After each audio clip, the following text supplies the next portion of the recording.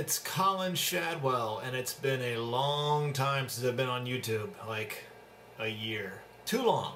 So it's time to get back, and I'm making a solemn vow to make more YouTube videos. I've been making a lot of pottery, and it's time to make YouTube videos about that pottery. So we're going to start back today with a brand new video on making a large Sgraffito platter. And if you don't know what Sgraffito means, it's Italian for scratching away. Sounds good. So this is my Sgraffito platter. It's just a big plate that I've decorated in a fun way. So let me show you the process I used to make this. Okay, so again, it's been a long time since I've recorded one of these, so I'm going to try to not to ramble too much. But when making giant platters like this, I start out with a decent hunk of clay. I want more clay than I think I need because I don't want my platters to be too thin. It's better than to be too thick and then carve away the clay you don't need than for them to be too thin and then you carve right through them, which is just disastrous since you've already put this much time into it. So I start with anywhere from 15 pounds of clay, 10 to 15 pounds of clay, and then I start flattening it out as big as my wheel head would go. So I think my wheel head is 14 inches across, if that's correct.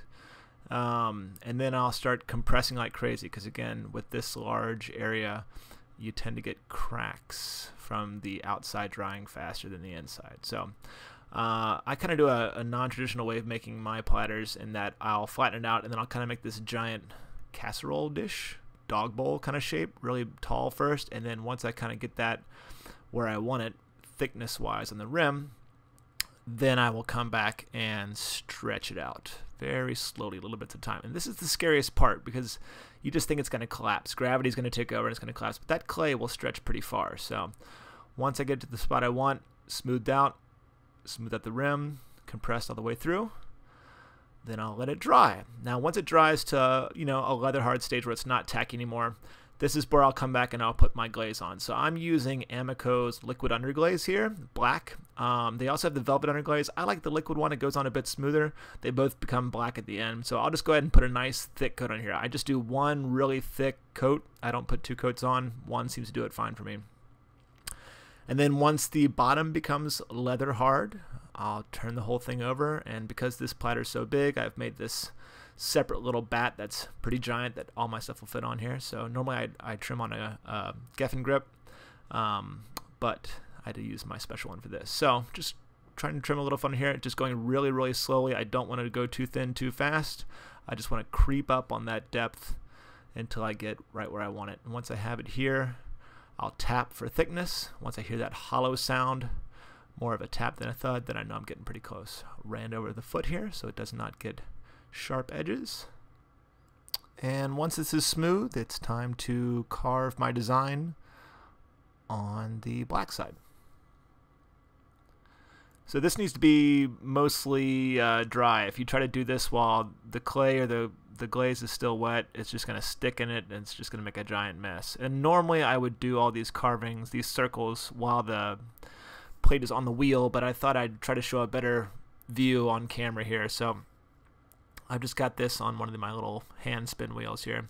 So I like to divide up my plates, since they're circular anyway, into different rings and try to do different designs within the different rings. So this first design I'm doing that's in the middle here is simply 3 lines going in random directions. And if you've ever looked on Pinterest or in books, there's a whole bunch of artwork on Zentangles, which I did some paintings in the past that you just make little patterns and designs and kind of fill up spaces, and I did a lot of those and found a lot of inspiration from that to put in these little Sgraffito works. It seems to cross over really well. So in this section, just 3 lines in random directions, and it kind of makes a cool design. The next section, I had this really cool idea of doing circles that are connected by lines. So I started using this little drill bit that makes the circle designs, and I found that it just was kind of mushing the clay instead of moving the clay out of the way. So I just switched over to a little hand tool that's basically a needle tool with a ball on the end. So I just went through and hand drew these circles, which they're pretty amazing. You gotta admit, this is pretty good hand circle work. So made a whole bunch of circles, and then I just started going through and randomly connecting circles to each other and then off the little pattern as well. And it kind of gives it like, I like to call it kind of a molecular look. I don't know, looks like molecule chains coming together. It's kind of a cool design. And then for the final ring, I'm going to make one more circle because I want to separate out a last section, and then I'm just going to do lines, like a little starburst pattern. This is really easy to do, and it fills up the space and makes for a really interesting design. Kind of finish it off.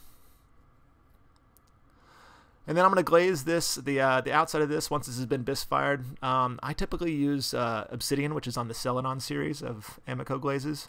Obsidian's a nice, real deep, dark black, and it's smooth every single time, so I'll use Obsidian on the outside instead of using underglaze. And once that's done, I just give the underglaze side of it a nice clear gloss coat. 3 coats of each, and you get a really cool look. It's kind of terrifying to paint over your design and see it disappear, but it all comes back. There it is. So you can see how the white really pops against the black.